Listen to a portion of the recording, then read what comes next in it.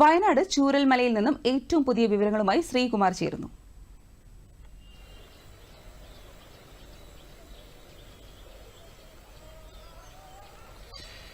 ഗ്രീഷ്മ, ഒരു പ്രദേശത്തെ മുഴുവൻ ഒന്നായി വിഴുങ്ങിയിട്ട് ഇന്നിപ്പം ഏതാണ്ട് 11ാമത്തെ ദിവസത്തിലേക്ക് കടക്കുകയാണ്. ഈ നിമിഷവും തെരച്ചിൽ ഊർജിതമായി തുടരുകയാണ്. അത് സേനയുടെ ഭാഗത്തു നിന്നായാലും സംസ്ഥാന പോലീസിന്റെ ഭാഗത്തു നിന്നായാലും മറ്റ് സുരക്ഷാ ഉദ്യോഗസ്ഥരുടെ ഭാഗത്തു നിന്നായാലും ഇന്നത്തെ ദിവസത്തിന് മറ്റൊരു പ്രത്യേകത കൂടിയുണ്ട്. ഇന്ന് ജനകീയ തെരച്ചിൽ എന്നാണ് പേരിട്ടിരിക്കുന്നത്. അതായത് ക്യാമ്പുകളിലൊക്കെ കഴിയുന്നവരെ കൂടി ഉൾപ്പെടുത്തിക്കൊണ്ട് ഉറ്റവരെ തേടിയുള്ള ഒരു തെരച്ചിലിനാണ് ഇന്ന് അല്പസമയത്തിനകം തുടക്കം കുറിക്കുക. അതിന്റെ 11 മണിവരെ തെരച്ചിൽ ഉണ്ടാകുമെന്നാണ് അറിയാൻ കഴിയുന്നത്. മറ്റൊന്ന്, ഈ കെടുതികൾ വിലയിരുത്താനായിട്ട് കേന്ദ്ര സംഘം ഇന്ന് വയനാട്ടിലെത്തും.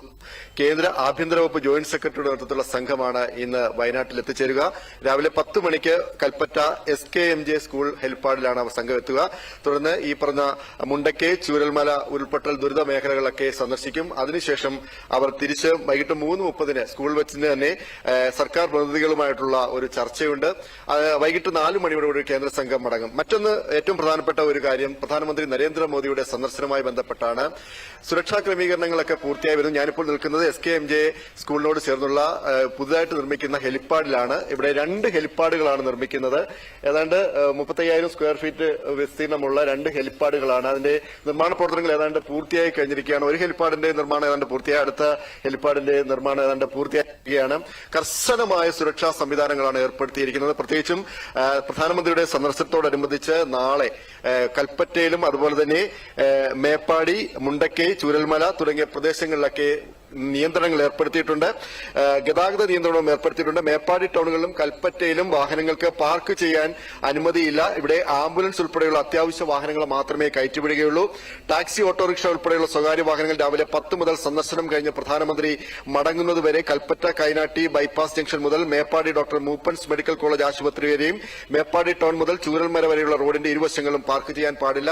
അത്യാവശ്യ വാഹനങ്ങൾ മാത്രമേ ഈ സമയങ്ങളിൽ കടത്തിവിടുകയുള്ളൂ. പ്രധാനമന്ത്രിയുടെ സന്ദർശനം കഴിഞ്ഞതിന് ശേഷം മാത്രമേ ഇത്തരം നിയന്ത്രണങ്ങൾ അവസാനിക്കുകയുള്ളൂ. അതുകൊണ്ട് തന്നെ പഴുതടച്ചുള്ള ഒരു സുരക്ഷാ സംവിധാനമാണ് ഏർപ്പെടുത്തിയിരിക്കുന്നത്. നമുക്ക് രാവിലെ തന്നെ ഇതിന്റെയുള്ള ബാരിക്കേഡുകളൊക്കെ കൽപ്പറ്റയിലും പരിസര പ്രദേശങ്ങളിലും പ്രധാനമന്ത്രിയുടെ സന്ദർശന സമയം കൃത്യമായിട്ട് അറിയില്ലെങ്കിൽ പോലും എങ്ങനെയാണെന്നുള്ളതും യാത്ര കാർ മാർഗമാണോ അതോ വ്യോമ നിരീക്ഷണമാണോ എന്നുള്ള കാര്യത്തിലൊന്നും തീരുമാനമായില്ലെങ്കിൽ പോലും എല്ലാ സംവിധാനങ്ങളും ഒരുക്കിയിട്ടുള്ള പഴുതടച്ചുള്ള ഒരു സുരക്ഷാ സംവിധാനമാണ് ഇവിടെ ഒരുക്കിയിരിക്കുന്നത്.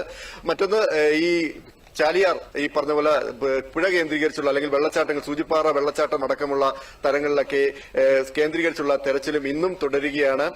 കേന്ദ്ര സേനയിലെ ഒരു വിഭാഗം മടങ്ങിയിൽ പോലും ബെയിലി പാല നിർമ്മാണ വിദഗ്ധരും ഉൾപ്പെടെയുള്ള എഞ്ചിനീയറിംഗ് വിദഗ്ധർ ഉൾപ്പെടെയുള്ളവർ ഇവിടെ തുടരുന്നുണ്ട്. മറ്റൊന്ന്, ജനകീയ തെരച്ചിലിന് അല്പസമയത്തിനകം തന്നെ തുടക്കം കുറിക്കും. ഏതാണ്ട് 190 പേരാണ് ക്യാമ്പുകളിൽ രജിസ്റ്റർ ചെയ്തിരിക്കുന്നത്. ഈ ബന്ധുക്കളുടെ സന്നദ്ധ പ്രവർത്തകരെയും ചേർത്തുകൊണ്ടായിരിക്കും ഉറ്റവർ തേടിയുള്ള ഒരു തിരിച്ചുവരവ്. പ്രത്യേകിച്ചും ഈ ഒരു പ്രദേശത്തെ തിരികെ കൊണ്ടുവരേണ്ടത് എല്ലാവരുടെയും ഒരു ആവശ്യമാണ്. അവരെ ശാരീരികമായും മാനസികമായും ഒക്കെ വലിയൊരു പിന്തുണ നൽകി ഇവർക്ക് ഒരു പുതിയൊരു ജീവിതത്തിലേക്ക് മടക്കിക്കൊണ്ടുവരിക എന്നുള്ളതാണ് ലക്ഷ്യം. അതുകൊണ്ട് തന്നെ ഇവരുടെ പുനരധിവാസം അടക്കമുള്ള കാര്യങ്ങൾ ചർച്ച ചെയ്യണം. ഈ നാളെ വരുന്ന പ്രധാനമന്ത്രിയുടെ സന്ദർശനത്തെ ഏറെ പ്രതീക്ഷയോടെയാണ് എല്ലാവരും നോക്കിക്കാണുന്നത്. പ്രത്യേകിച്ചും സംസ്ഥാന സർക്കാർ പ്രതിനിധികളും ഒക്കെ അങ്ങനെ തന്നെയാണ് പറഞ്ഞത്. ദേശീയ ദുരന്തമായി പ്രഖ്യാപിക്കുന്നതടക്കം കൂടുതൽ കേന്ദ്ര ഫണ്ട് അനുവദിക്കുന്നതിലും ഈ പറയുന്ന പ്രദേശത്തിന്റെ ഒരു പുനരധിവാസത്തിന് കൂടുതൽ തുക അനുവദിക്കുന്നതൊക്കെ എല്ലാ വിഭാഗം ജനങ്ങളുടെയും ഒരു ഉന്നമനത്തിനായിട്ടുള്ള ഒരു വലിയ പ്രതീക്ഷയാണ് പ്രധാനമന്ത്രിയുടെ സന്ദർശനത്തോടനുബന്ധിച്ചിട്ട് സുരക്ഷാ ക്രമീകരണങ്ങളൊക്കെ ഏതാണ്ട് തുടങ്ങിക്കഴിഞ്ഞിരിക്കുകയാണ്. അത് ഏതാണ്ട് ഇന്നത്തോടുകൂടി തന്നെ എല്ലാ ക്രമീകരണങ്ങളും പൂർത്തിയാകും. അതുകൊണ്ട് അവസാനവട്ട ഒരുക്കങ്ങളിലാണ് ഗ്രീഷ്മ. വയനാട്ടിൽ നിന്നും ശ്രീകുമാറാണ് കൂടുതൽ വിവരങ്ങൾ നൽകിയത്. നന്ദി ശ്രീകുമാർ.